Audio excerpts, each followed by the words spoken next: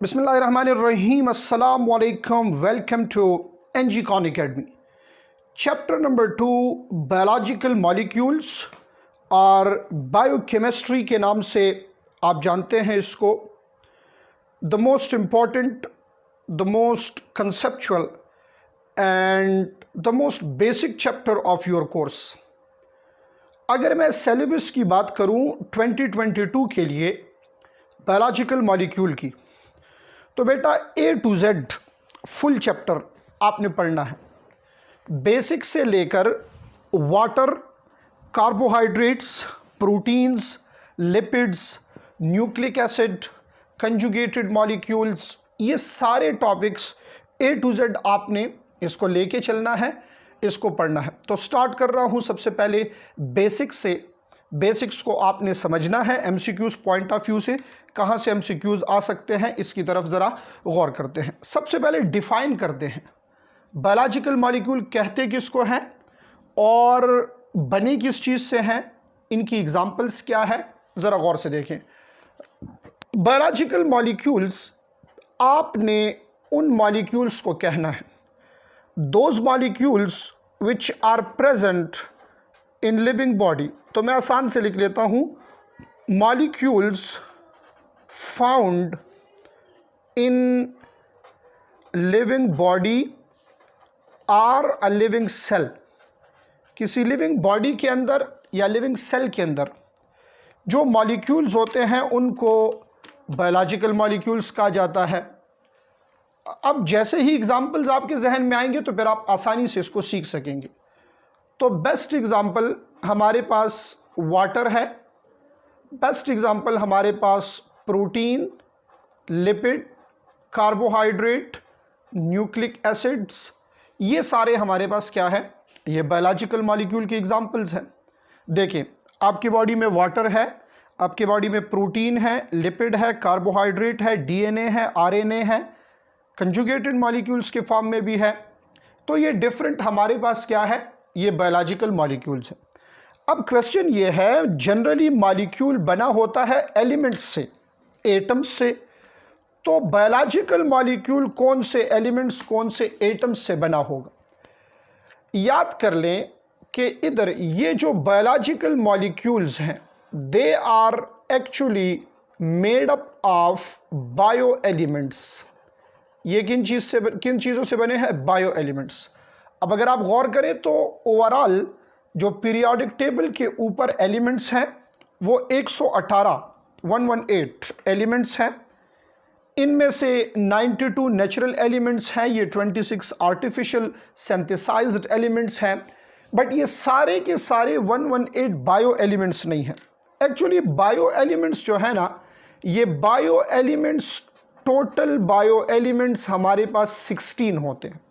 Total bio elements कितने हैं, ये 16 हैं.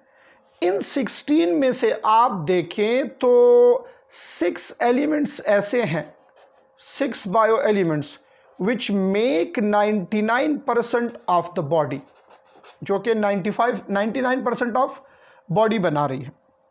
क्लियर है ये कंसेप्ट. अब ज़रा तवज्जो से आप देखें, ये 6 एलिमेंट्स हमारे पास कौन से हैं. These 6 elements are carbon, hydrogen, oxygen, nitrogen, phosphorus, sulphur. Chomps का वर्ड याद कर लें. चोम्प्स क्या है, carbon, hydrogen, oxygen, nitrogen, phosphorus, sulphur. अब ज़रा देखें, इसमें सबसे एबंडेंट ऑक्सीजन है, इसकी परसेंटेज 65% है. फिर कार्बन सेकंड मोस्ट एबंडेंट है, ये 18.5% है.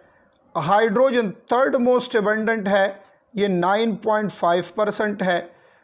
नाइट्रोजन 3.3% है.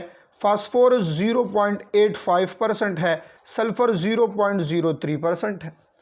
ये डिफरेंट परसेंटेजेस में कंबाइन होके बॉडी के अंदर बना रहे हैं 99% बॉडी, ये 6 एलिमेंट्स बना रही है. क्लियर हो गया ये कंसेप्ट. तो यहाँ कहने का मेरा मकसद ये है कि biological molecules are actually made up of biological elements. Biological molecules are made up of biological elements. अब आपने बच्चे ये करना है, एमसीक्यूज़ के लिए एक इम्पॉर्टेंट एरिया है, उसके चंद एमसीक्यूज़ आपको बता देता हूँ। तो आपने इस चैप्टर के पहले पेज के ऊपर एक टेबल बना हुआ है वो देखना है, ठीक है। टेबल बना हुआ है वो आपने स्टडी करना है। उस टेबल के अंदर क्या है, वो कंपैरिजन है प्रोकैरियोटिक और यूकैरियोटिक सेल के, कि एक सेल के अंदर जो बायोलॉजिकल मॉलिक्यूल होते हैं उसकी परसेंटेज कितनी है, यूकैरियोटिक के अंदर कितनी है और प्रोकैरियोटिक के अंदर कितनी है। क्लियर है ये कंसेप्ट। तो उस पर डिफरेंट एमसीक्यूज आते हैं। लाइक फॉर एग्जांपल 2016 में एक एमसीक्यू आया था और वो एमसीक्यू ये था कि the percentage of DNA per total body weight of bacterial cell. एक बैक्टीरियल सेल को अगर कह रहे हैं कि एक बैक्टीरियल सेल को अगर हम 100% कंसिडर करें तो इसमें से डीएनए की परसेंटेज कितनी है। तो उस टेबल को उठा के देखिए बच्चे, क्लियर कट उसमें लिखा है कि 1% बैक्टीरियल सेल के अंदर क्या होता है, ये डीएनए होता है। इस तरह मेमिलियन सेल में ये 0.25% है। तो आपने देखना है कि कौन सा कहाँ पे ग्रेटर है, कौन सा कहाँ पे लेस है। इस तरीके से उस टेबल को आपने एनालाइज करना है। क्लियर है ये कंसेप्ट। तो बायोलॉजिकल मॉलिक्यूल्स डेफिनेशन, उसके एग्जांपल्स, उसके परसेंटेजेस, प्रोकैरियोट्स में यूकैरियोट्स में कौन कौन से परसेंटेजेस हैं, इसको अलग करके लिख लिया, एमसीक्यू इस पे आ सकता है। और ये जो चोम्प्स के परसेंटेजेस है ये आपके सामने मैंने लिख लिए हैं। अब इस चैप्टर में एक और बेसिक चीज़ है और वो है हमारे पास दो तरह के रिएक्शंस। तो जनरली हम रिएक्शंस ऑफ द बॉडी जब देखते हैं तो एक टर्म यूज़ होता है मेटाबॉलिज्म।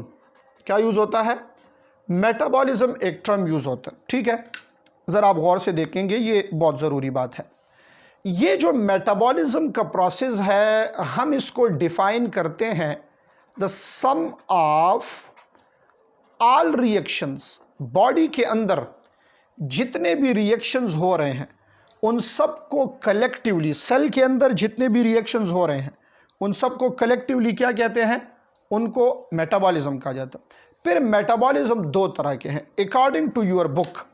इन्होंने लिखा है कि एक रिएक्शन उसको कहा जाता है कंडेंसेशन, एक को कंडेंसेशन कहते हैं और दूसरे रिएक्शन को कहा जाता है हाइड्रोलिसिस। अब दोनों में फ़र्क क्या है, कंडेंसेशन और हाइड्रोलिसिस, इसमें हमारे पास बेसिक डिफरेंस क्या है। पहले आपको ये क्लियर करा दूं कि इस कंडेंसेशन का बायोलॉजिकल टर्म ये एनाबॉलिज्म है। क्या है, एनाबॉलिज्म। और हाइड्रोलिसिस का बायोलॉजिकल टर्म ये कैटाबॉलिज्म है।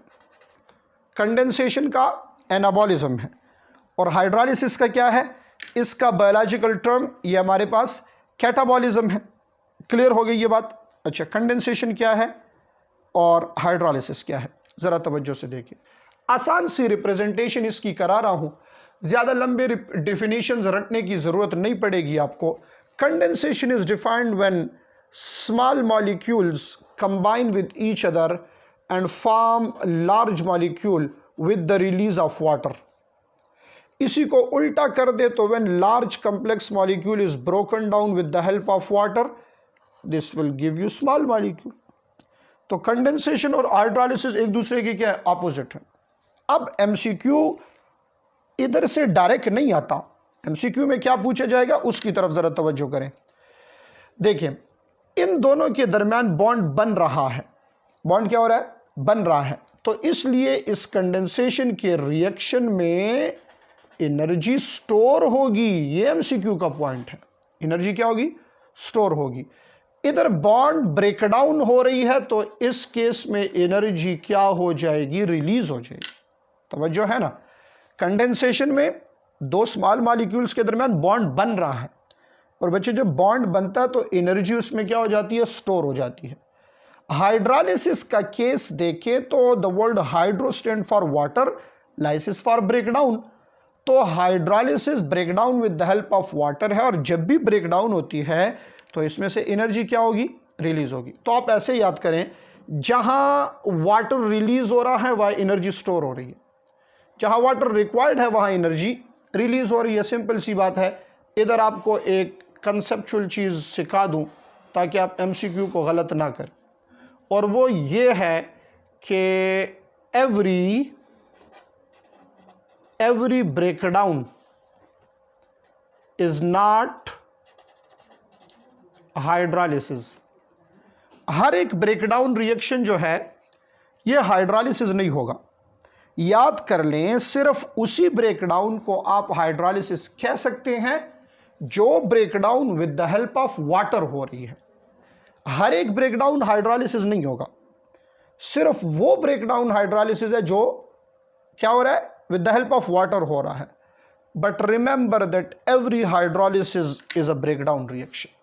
इधर एक और सेंटेंस लिख लूं कि एवरी ब्रेकडाउन इज हाइड्रोलिसिस। हर एक हाइड्रोलिसिस ब्रेकडाउन नहीं है, सॉरी, हर एक ब्रेकडाउन, उल्टा हो गया, every breakdown is not hydrolysis, ये ठीक है।